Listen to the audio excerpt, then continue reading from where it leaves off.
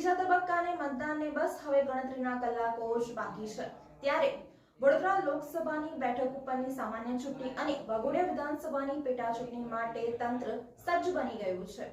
35 થી વધુ પોલીસ જવાનો સુરક્ષા વ્યવસ્થામાં ગોઠવી દેવામાં આવ્યા છે। ઉપરાંત પોલીસ બંદોબસ્ત હેઠળ જ તમામ મતદાન મથકો ઉપર ઈવીએમ મશીન પણ રવાના કરી દેવામાં આવ્યા છે। વડોદરા સંસદીય મત વિભાગની સામાન્ય ચૂંટણી અને વાઘોડિયા વિધાનસભાની મત વિભાગની પેટા ચૂંટણીનું મતદાન આવતીકાલે તારીખ 7 મે 2024ને મંગળવારના રોજ સવારે 7 કલાકથી સાંજે 7 કલાક સુધી યોજાનાર છે।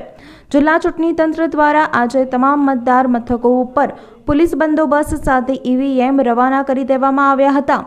વડોદરા લોકસભા બેઠકની સામાન્ય ચૂંટણી મુક્ત, ન્યાયી, નિષ્પક્ષ અને શાંતિપૂર્ણ વાતાવરણમાં પૂર્ણ થાય તે માટે જિલ્લા ચૂંટણી તંત્ર સજ્જ થઈ ગયું છે। સાથે કાયદો અને વ્યવસ્થા જળવાઈ રહે તે માટે 3500 પોલીસ જવાનોને તૈનાત કરી દેવામાં આવ્યા છે।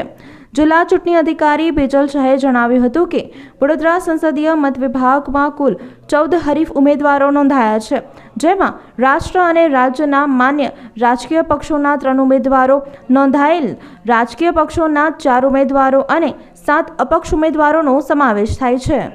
Police, home guards, central armed police फोर्सના જવાનો, સ્ટેટ રિઝર્વ પોલીસ ફોર્સના જવાનોને આપણે તૈનાત કરી છે।